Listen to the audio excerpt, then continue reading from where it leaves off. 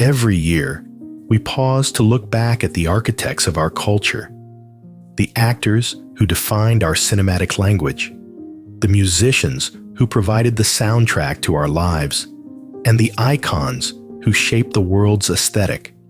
In 2025, the curtain fell on a generation of legends whose work spanned over half a century. From the folk rock pioneers of the 1960s to the fashion titans of Milan, these are the lives we celebrated and the legacies they left behind. The year began with the loss of a foundational voice in American folk music. Peter Yarrow was born in 1938 and rose to prominence in the early 1960s as a member of the folk trio Peter, Paul, and Mary.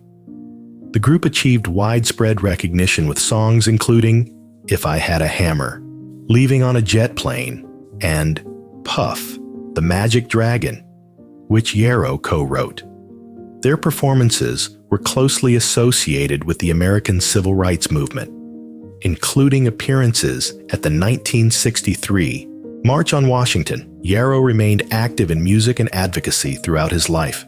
Peter Yarrow died on January 7, 2025, in New York City, from complications related to bladder cancer. He was 86 years old. He is survived by his children, Christopher and Bethany. With his passing, Noel Paul Stookey remains the final surviving member of the trio that once defined a social movement. On January 12th, Mexican actor Emilio Echevarria passed away in Mexico City at age 80. Though he achieved global recognition later in life, his impact was immediate. Best known to international audiences for his harrowing performance as El Chivo in Alejandro González Iñárritu's Amores Perros, and later in Babel, Echevarria brought a searing, world-weary gravity to the screen. He died following complications from a lingering respiratory illness, survived by his wife and 3 children. Marianne Faithfull was born in 1946 and became internationally known in 1964 with the song As Tears Go By. As the angel of the British invasion, she quickly became the face of the cultural scene of swinging London. During the 1970s, Faithfull experienced prolonged periods of addiction and homelessness. Her 1979 album Broken English marked a significant shift in her career and was widely regarded as her artistic rebirth. In an archival interview, Faithfull stated, "I couldn't go back to who I was. I had to move forward." She died in London on January 30th, 2025, following long-term health complications. She was 78 years old and is survived by her son, Nicholas Dunbar. February saw the departure of one of the greatest character actors in Hollywood history.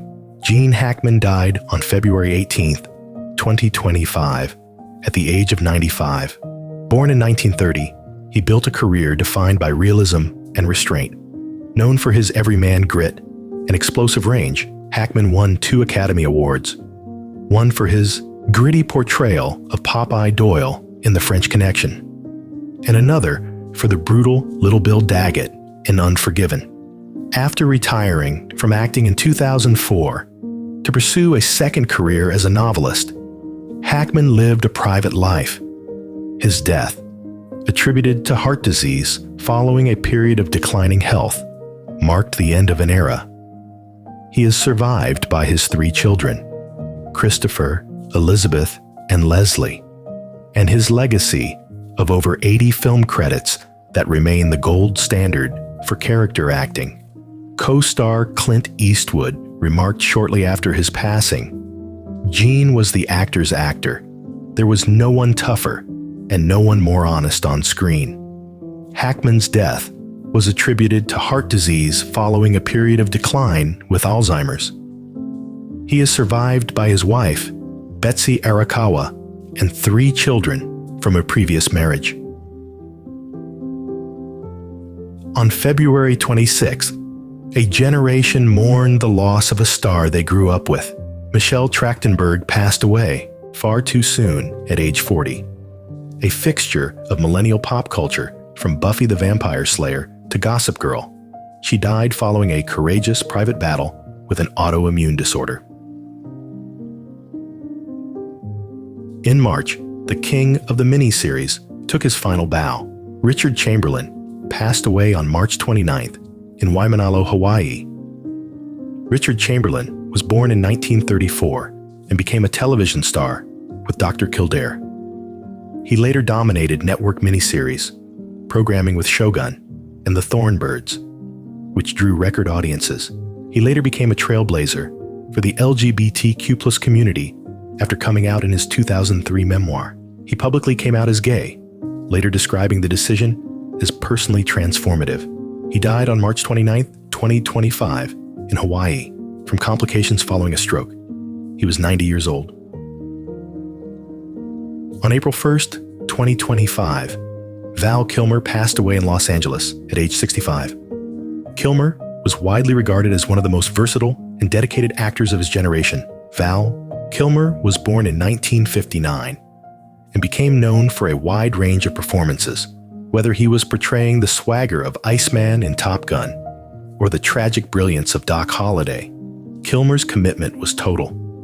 His work was marked by intensive preparation and transformation. Diagnosed with throat cancer in 2014, Kilmer lost much of his speaking ability. His 2021 documentary Val showed a man rediscovering his voice even after losing the ability to speak normally. Kilmer said in that film, "I'm still here. I'm still creating." He died on April 1st, 2025, from pneumonia and respiratory failure. He was 65 years old and is survived by his children, Mercedes and Jack. On June 9th, Sly Stone, the mastermind behind Sly and the Family Stone, died at age 82. Sly Stone was born in 1943 and rose to prominence as the leader of Sly and the Family Stone.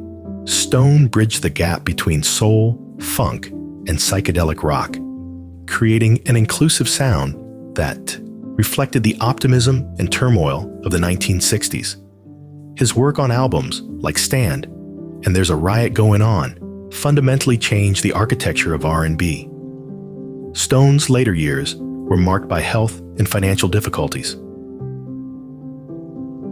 Just 2 days later, on June 11th, the architect of the California sound, Brian Wilson, passed away at 82. Brian Wilson was born in 1942 and became the primary songwriter and producer for the Beach Boys. As the leader of the Beach Boys, Wilson's harmonic genius culminated in Pet Sounds, often cited as the greatest pop album ever recorded.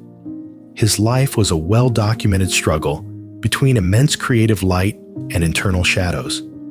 His family shared that he passed away at home, leaving behind a legacy of music that Paul McCartney once called the only music that makes me cry. Wilson struggled with mental illness throughout his life. Connie Francis was born in 1937 and became one of the first female pop stars to achieve sustained global success. July 16th marked the passing of Connie Francis, the first female pop star of the rock and roll era. At age 87, Francis died in Florida. She had recently seen a viral resurgence of her 1962 hit, Pretty Little Baby. Her recording sold more than 100 million copies worldwide. On July 4th, 2025, the Prince of Darkness took his final bow. Ozzy Osbourne passed away at his home in England at age 76.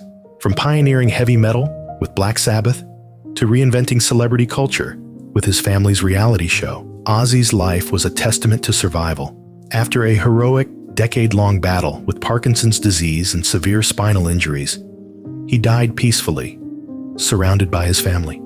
His wife and manager, Sharon, said in a statement, "He died as he lived, loudly and entirely on his own terms." In September, the world lost a master of elegance, Giorgio Armani, the designer who revolutionized the red carpet in the power suit, died on September 4th in Milan at 91. His name became synonymous with understated luxury. Giorgio Armani was born in 1934 and transformed modern fashion through minimalist design and tailored silhouettes.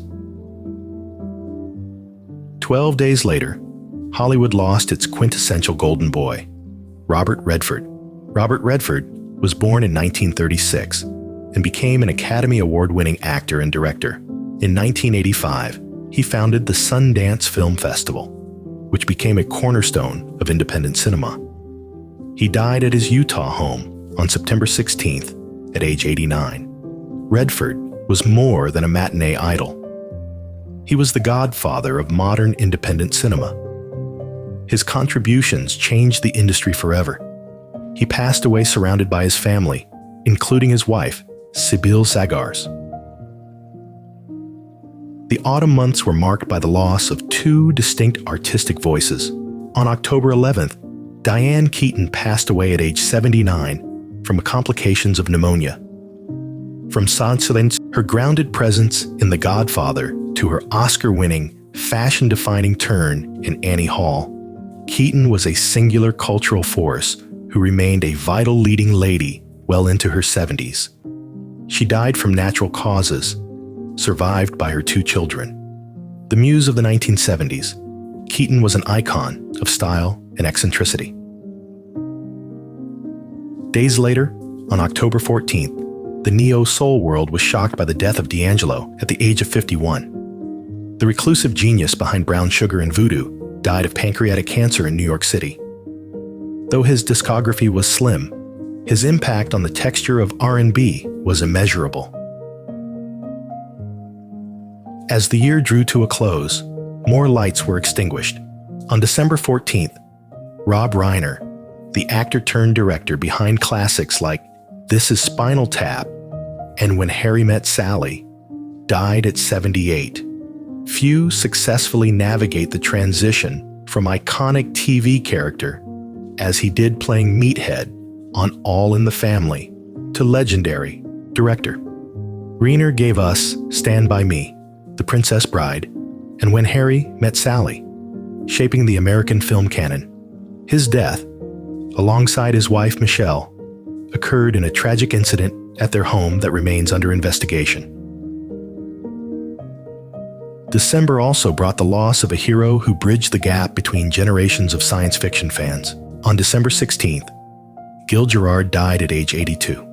As the titular character in Buck Rogers in the 25th century, Gerard brought an old-school, terrestrial charm to outer space in the post-Star Wars television landscape. He died from heart failure in Houston, Texas, leaving behind his son, Gib. The year concluded with the death of Brigitte Bardot, marking the passing of a defining figure of post-war European cinema. Born in Paris in 1934 to an upper-middle-class family, Brigitte was a trained ballerina before the camera found her. In 1956, her then-husband, director Roger Vadim, cast her in And God Created Woman. It was the film that changed everything. At a time when Hollywood stars were polished and perfect, Bardot was raw, sun-kissed, and unapologetically sexual. In her final decades, Bardot became the hermit of Saint-Tropez. She rarely left her estate, preferring the company of her animals to the society that had once obsessed over her. Bardot died on December 28, 2025, at age 91. They were the voices of our youth, the faces of our dreams, and the creators of our culture. While they are no longer with us, their work remains, etched in film, pressed into vinyl, and woven into the fabric of history. We thank them for the memories,